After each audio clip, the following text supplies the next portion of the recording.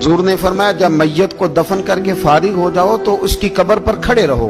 खुद हुजूर भी कब्र पर खड़े रहते दफन करने के बाद और फरमाते इसके साबित कदम रहने की दुआ करो, इसलिए कि अब इससे सवालों जवाब होंगे, अब फरिश्ते इसकी कब्र में आएंगे, अब इससे पूछेंगे, अब इसके साथ वो इम्तिहान होगा, तो इसके लिए दुआ करो, कब्र पे खड़े होके दुआ मांगो।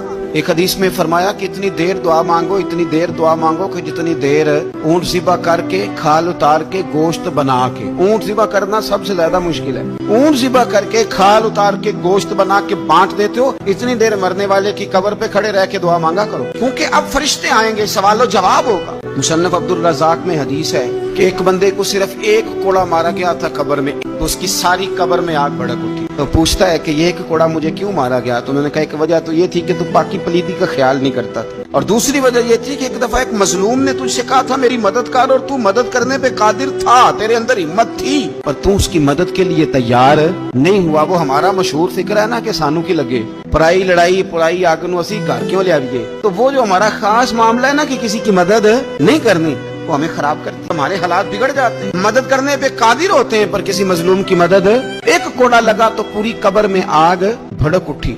अज़ाबे कब्र से अल्लाह की पनाह मांगी जाए, डरा जाए और आखिरत के लिए कब्र के लिए तैयार। कुरान मजीद ने कहा वैज़ल कुबूर बुस्सिरत, जब कब्रें कुरेदी जाएंगी ना, अलिमत नफ्सुम मा क़द्दमत व अख़रत, फिर हर जान जान लेगी कि उसने आगे क्या भेजा और पीछे क्या छोड़ा। मेरे अजीज, अपनी कब्र के लिए अपनी आखिरत के लिए फिक्र करें, तैयारी करें।